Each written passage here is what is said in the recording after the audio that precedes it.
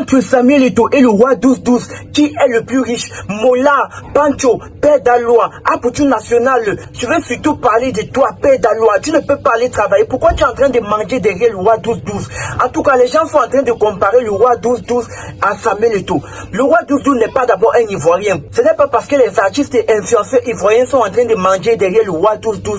Vous allez croire que le roi 12-12 c'est un Ivoirien. Ce n'est pas un Ivoirien, c'est un Malien. Avant de faire cette comparaison, je vais d'abord vous dire qui est le roi 12-12. Tous ceux qui veulent faire la comparaison entre Eto'o et le roi 12-12, à savoir qui est le plus riche, la chose qu'ils ont en commun, c'est que les deux viennent d'une famille très pauvre. Je vous dis, les deux viennent d'une famille bien pauvre.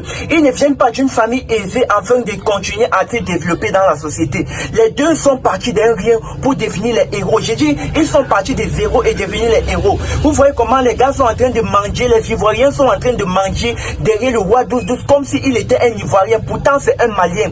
Le roi 12-12 vient d'une famille commerçante dont le père était commerçant, la mère commerçante, a vendu les bouteilles sur le marché, a fait le vélo, a dépanné le vélo, a fait la mécanique, a été mécanicien au marché. C'est un gars qui a travaillé dur, qui a souffert. Aujourd'hui, il est l'un des plus grands commerçants qui fait dans le transport, import et export des grands véhicules à haute gamme. Des véhicules qui coûtent à partir de 200 millions en montant. Donc les gars, d'abord, avant de devenir ce qu'ils sont aujourd'hui, ce sont les gens qui ont vu la souffrance, qui ont travaillé très dur pour la mériter. Donc c'est pour tous les gens, c'est pour vous dire, vous les jeunes, si tu vois cette vidéo, ne te décourage pas, ne crois pas que tu vois le roi 12-12 qui est supérieur aujourd'hui et toi qui es en train de vendre les arachides au marché Mokolo. Tu crois que tu ne peux pas arriver. On a vu les premiers devenir des derniers devenir des premiers. Ça signifie que même celui-là qui naît d'une famille des milliardaires peut devenir un bon matin le plus pauvre de la planète.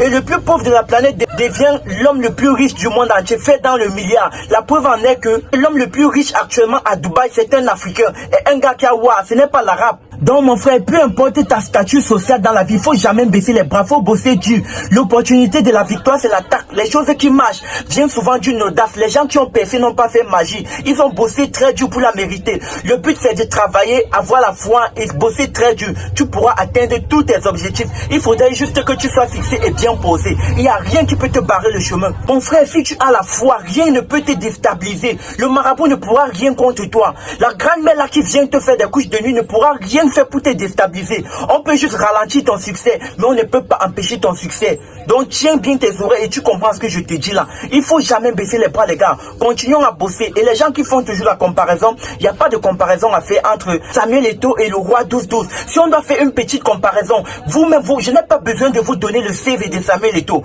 Tout ce qu'on sait, c'est qu'à la base, Samuel Eto'o est parti d'un rien et devenu ce qu'il est aujourd'hui.